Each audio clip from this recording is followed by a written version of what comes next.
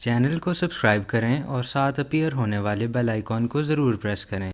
बिस्मिल्लाहिर्रहमानिर्रहीम। अस्सलाम वालेकुम वरहमतुल्लाहि वबरकातुहू। मैं हूं आपका family physician doctor Mohammad Asif Yunus. आज हम डिस्कस करेंगे सोर थ्रोट से मुतल्लक, यानी गला ख़राब होना और इसकी ट्रीटमेंट से मुतल्लक। यानी जो अक्सर ये कंप्लेंट देखने में आई है कि अगर किसी का गला ख़राब हुआ हो, सोर थ्रोट या अपर रेस्पिरेटरी ट्रैक्ट इन्फेक्शन जिसको बोलते हैं, तो इसमें जब मेडिसिन ली जाती है, ख़ास तौर पर एंटीबायोटिक इस्तेमाल की जाती है, तो मरीज़ की कंप्लेंट होती है कि उसको रिलीफ़ नहीं मिला, उसको आराम नहीं आया। दूसरे दिन फिर मेडिसिन चेंज कर दी जाती है। अक्सर लोग जो हैं, बल्कि अक्सर जो होते हैं वो दूसरे डॉक्टर के पास जाते हैं, वो उससे बेहतर कोई एंटीबायोटिक लिख देता है, बेहतर मेडिकेशन देता है, लेकिन फिर भी तीसरे दिन तक उसको कोई आराम नहीं आता। इसी तरह से वो और डॉक्टर के पास जाता है, या अगर उसी डॉक्टर के पास जाए तो वो एंटीबायोटिक फ़र्दर कोई और किस्म की लिख दे, तो उसको फिर भी उसमें रिलीफ़ नहीं मिल रहा होता। आखिर में ये होता है कि मरीज़ को चौथे पाँचवें दिन जाके कोई मेडिसिन उसको सूट करती है, या कोई एंटीबायोटिक वो जो ले रहा होता है तो उससे उसको रिलीफ़ मिल जाता है। तो देखना ये है कि इसकी रीज़न क्या है, ये आखिर इसके पीछे क्या मसला है कि क्यों आराम नहीं आता। पहले दूसरे दिन, तीसरे दिन, चौथे दिन अच्छी से अच्छी एंटीबायोटिक्स भी इस्तेमाल की, तो इसके बावजूद ये पेशेंट की कंप्लेंट होती है जी कि ये हमें आराम नहीं आ रहा। इसकी मेन जो वजह होती है ना, वो ये होती है कि जो सोर थ्रोट है, अपर रेस्पिरेटरी ट्रैक्ट इन्फेक्शन होता है, वो 80% वायरल होता है। तो जो जितनी भी वायरल डिजीज़ होती हैं उनके ऊपर एंटीबायोटिक काम ही नहीं करती। वायरस एक ऐसी जो कॉजेटिव एजेंट है, या एक डिज़ीज़ का एक ऐसी एक वजह है कि जो सेल्फ़ लिमिटिंग होता है, उसने एक अपना कोर्स पूरा करना होता है, उसके ऊपर कोई मेडिसिन काम नहीं कर रही होती, लेकिन उसमें हमें कुछ ना कुछ मेडिकेशन जो है वो इस्तेमाल करवानी होती है।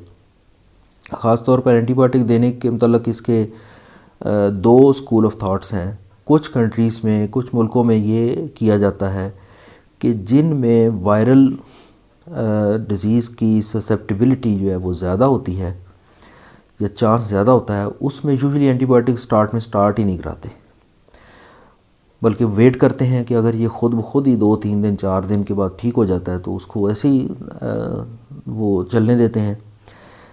जबकि दूसरा स्कूल ऑफ थाट ये है कि आप प्रोफिलैक्टिकली एंटीबायोटिक दे दें। उसका ये फ़ायदा होता है कि यूजुअली वायरल डिजीज़ या जब भी कोई इंसान बीमार होता है तो उसकी इम्यूनिटी भी किसी हद तक कंप्रोमाइज़्ड होती है, कुछ डाउन गई होती है, तो उसमें ख़तरा होता है कि जो अपॉर्चुनिस्टिक इन्फेक्शन है बैक्टीरिया की, कि कोई बैक्टीरिया भी उसके ऊपर अटैक करके तो वायरस के ऊपर बैक्टीरिया का फर्दर अटैक हो जाए, तो उस चीज़ को जो एंटीबायोटिक साथ में दे रहे होते हैं वो रोकने में मदद दे रही होती है। तो ये एक इसके पीछे एक होती है रीज़न होती है कि एंटीबायोटिक साथ में क्यों इस्तेमाल करवा देते हैं। या दूसरी रीज़न ये हो सकती है कि 20% चूँकि बैक्टीरियल होती है तो उन्होंने एंटीबायोटिक को ही रिस्पॉन्ड करना होता है, तो वो फौरी तौर पे ठीक हो जाती हैं। अगर बैक्टीरियल सोर थ्रोट हो तो वो पहली दूसरी डोज़ में ही बहुत ज़बरदस्त उसका एक रिस्पॉन्स मिलता है, लेकिन वायरल डिज़ीज़ में ये नहीं मिलता। तो ये चीज़ लोगों को, पेशेंट्स को ये समझनी चाहिए कि अगर एक चीज़ इतनी अच्छी एंटीबायोटिक इस्तेमाल करवाने के बाद भी अगर फ़र्क नहीं पड़ रहा तो वो थोड़ा सा वेट करे। जो सिम्टोमेटिक ट्रीटमेंट दी गई है, मसलन बुखार के लिए जैसे पैरास्टामोल इस्तेमाल करवा रहे हैं, या कफ़ है तो उसके लिए चीज़, फ्लू के लिए एंटीहिस्टामिन से जो भी साथ में चीज़ें इस्तेमाल कर रहे हैं, वो उससे ये होता है कि थोड़ा रिलीफ़ मिलता है। बॉडी एचेस जो हो रही होती हैं, जिसमें दर्द वगैरह, वो ठीक होता है, कफ़ को रिलीफ़ मिलता है। तो ये एक तरह की ऐसे समझना चाहिए कि सिम्टोमेटिक उसको रिलीफ़ मिल रहा होता है, लेकिन मुकम्मल क्योर नहीं हो रहा होता। तो मुकम्मल क्योर इसलिए नहीं हो रहा होता कि जो वायरल उसका एक टेन्योर है, जो उसका एक फिनोमेना है कि उसने अपना एक टाइम पीरियड पूरा करना है, वो 3-4 दिन 5 दिन तक होता है।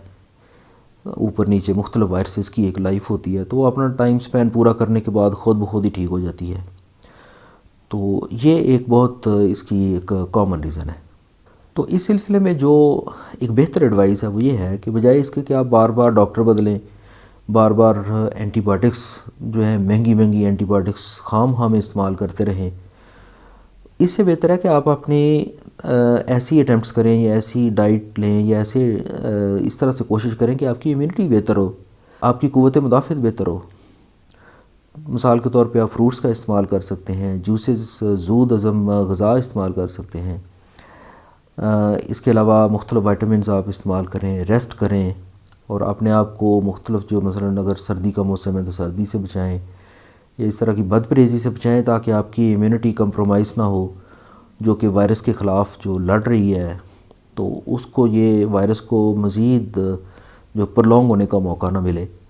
तो ये आपको ज़्यादा फ़ायदा दे सकती है चीज़। और जो इतनी हैवी किस्म की एंटीबायोटिक्स और मेडिकेशन बार बार, डेफिनेटली जब आप सेकंड डे किसी दूसरे डॉक्टर के पास जाएंगे तो उसके ऊपर एक थोड़ा सा समझे कि एक प्रेशर होता है कि अब इसको इस चीज़ से रिलीफ़ नहीं मिला तो वो उससे स्ट्रॉन्ग चीज़ें लगाने की कोशिश करता है। चलें, डॉक्टर तो फिर भी ये इस बात को समझ सकता है, लेकिन अगर आप किसी क्वैक के हत्थे चढ़ जाएंगे तो वो आपको 4-6 टीके वो मिक्स करके लगाएगा जिसमें हो सकता है कि स्टीरॉयड या इस तरह की भी चीज़ें इस्तेमाल कराए, जिससे आपको सिम्टोमेटिक रिलीफ बहुत ज़बरदस्त मिलेगा। आप ऐसे फ़ील करेंगे जैसे आप एक ही इंजेक्शन से ठीक हो गए हैं, लेकिन वो मज़ीद आपका सत्यानाश करेगा क्योंकि स्टीरॉयड देने से आपकी इम्यूनिटी फर्दर डाउन जाएगी और ये चीज़ अगर वायरल डिज़ीज़ आपके बॉडी में चल रही है तो उसके लिए इंतहाई ख़तरनाक है। उम्मीद है कि आपको ये वीडियो पसंद आई होगी। मेरे चैनल को सब्सक्राइब करें और साथ अपीयर होने वाले बेल आइकन को प्रेस करें ताकि आपको हर नई आने वाली वीडियो का नोटिफिकेशन मिल सके। चैनल को लाइक करें, शेयर करें। इजाज़त दीजिए, अल्लाह हाफ़िज़।